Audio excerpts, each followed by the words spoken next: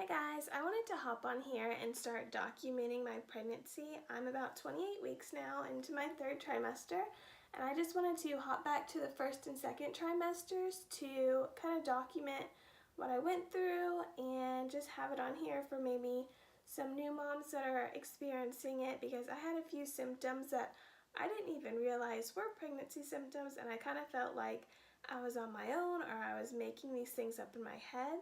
So if you guys want to see what I went through during the first and second trimesters, just keep watching. Okay, so starting with the first trimester, I was pretty sick the entire time. The nausea hit me pretty quickly.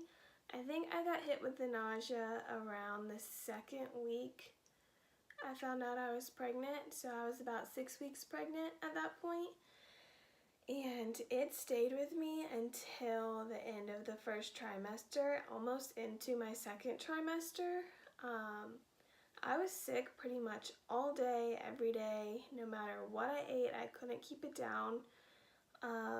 It was really difficult. The only two things that I could eat were Chick-fil-A and mac and cheese from Panera. Other than that, I literally wasn't eating anything. I was trying to keep down water, but even that, I don't know, like super cold water would make me sick, hot water would make me sick. The only other thing that I could keep down was ginger ale, but after a while the taste of it it started tasting bad to me. And towards like the mid to end of my first trimester, I started craving salt and vinegar chips like you couldn't believe. It was insane. I had never thought a craving could be that crazy, but I had to have them. I seriously would get mad at my husband if he would forget to get them for me when he went to Firehouse or anything like that to get lunch, because I swear I had to have these chips. It was the weirdest thing. But thankfully that craving went away after a while, because it's kind of nasty. I felt like I was smelling like vinegar 24/7. But let's see. I think that was all that I really craved was Panera mac and cheese, Chick-fil-A, and salt and vinegar chips. But aversions, I pretty much didn't want anything at all for the most part. I really didn't want coffee, which was very weird for me.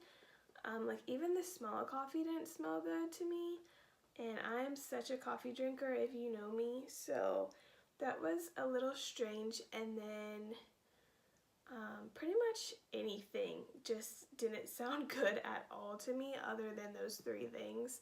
So first trimester, you can pretty much say just wasn't any fun, between getting sick 24/7 and then I was sleeping all the time to try to get through the nausea, and I was just exhausted. So first trimester was rough. So if you're going through it right now, I feel you, girl. Trimester number 2 was a lot better after I got through, I think, the first month. Going into the second trimester, I experienced a ton of acid reflux, which was super hard for me because once I got done with the nausea, it instantly rolled into acid reflux. So I just couldn't get a break from constantly getting sick. It was just part of my daily routine at this point, because we're going into 4 months pregnant and I'm still getting sick. So I ended up going to the doctor, and she prescribed me Zantac, I believe, and it instantly took away that need to throw up the stomach acid, but it almost put a mucusy feeling into my throat and made me feel, I don't know, not nauseous, but it just kind of made you feel like you had something sitting in your throat and I couldn't get it up. It was just a really weird feeling. So that I didn't like, which luckily I ended up getting off of that about a month ago at this point, 2 to 4 weeks from right now. Yeah, I ended up getting off of the Zantac and I'm feeling a lot better, as long as I avoid a lot of the foods that typically cause heartburn, like tomato sauce, that kind of thing.